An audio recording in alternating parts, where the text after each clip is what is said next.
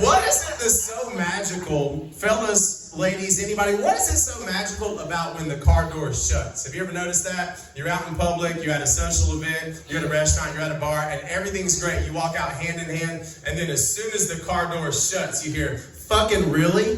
Fucking really? Fucking really? And I look over, and I'm like, what, babe? What happened? We had a good time. And she's like, you don't know, huh? You don't know. You just act like you don't know. And I'm like, no, I don't know. Why don't you tell me? I'm not lying about knowing. I want to argue about that too. So, no, you do know. I bet you know exactly what you did. No, I don't. No. Oh, you just wanted to compliment everybody tonight, didn't you? She said, oh, you were all about Mildred's hair. Mildred's hair looked great. And I was like, it was your 85-year-old grandmother. And then she was like, oh, what about Lindsay's nails? And I was like, that was your sister and her husband was standing right beside her. And she's like, no. You had to talk about Maddie's shoes. And I was like, that's your 8-year-old niece. You are a jealous psycho. And then she goes, you didn't notice my hair, my nails, my shoes. You didn't notice any of that, did you? And fellas, I got stuck right there. When you have something to say, but you're like, oh, I don't know if I should say it, but I feel like the night was already fucked up, so I was just going to take the jab. So she said, you didn't notice anything about what I had on, did you? And I was like, hell yeah, I did, since I paid for all that shit. Do you guys see why I'm 35 and not married? Is anybody getting it now? Is it starting to make any sense? You know what I'm saying? Is it starting to make sense?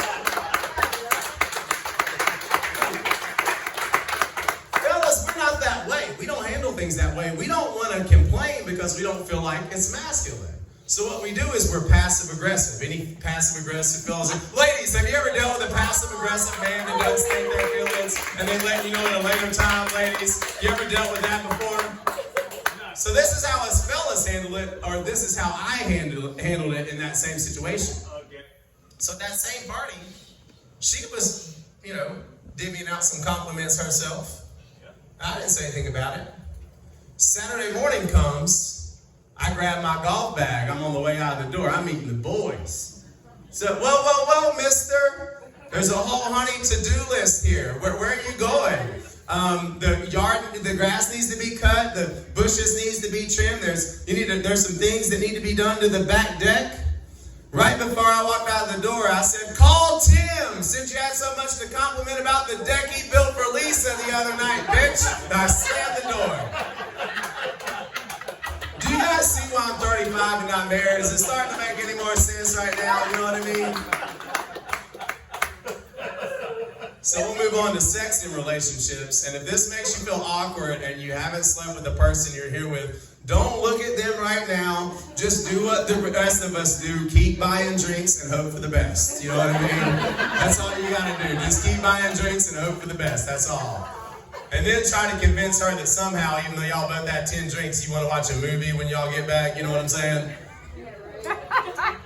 So my buddies are still into this one-night stand thing. I am recently in a relationship. Anybody want to give it up for that? Maybe the tides are turning. But my buddies are all still single, right? So my buddies always call me up and tell me about their one-night stands. Man, I had a one-night stand last night, bro. You won't believe it, dude. Stumptown was crazy.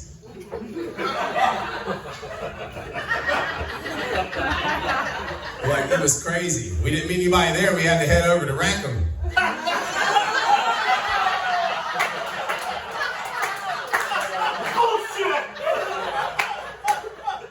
So they tell me about their one-night stands, and what they always say, man, you won't believe this. She let me hit it in the morning, dude. I got it in the morning, too. And I'm like, good job, Kevin. So if you missed the STD or the pregnancy last night, you just went ahead and doubled on it in the morning time. You just solidified it, right? Just doubled down. It makes no sense. And STDs are making no sense because they used to be sexually transmitted diseases. Now it's called an STI when you go to the doctor. It's a sexually transmitted infection instead of a disease. Okay. Our parents and grandparents back in the 70s and 80s called it VD, venereal disease. Right?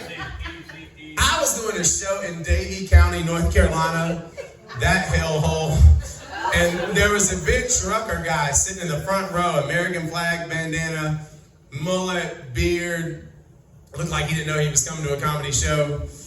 And he jumped up in the middle of this bit about STDs. He goes, out here we call it rotten crotch. And I was like, what the hell?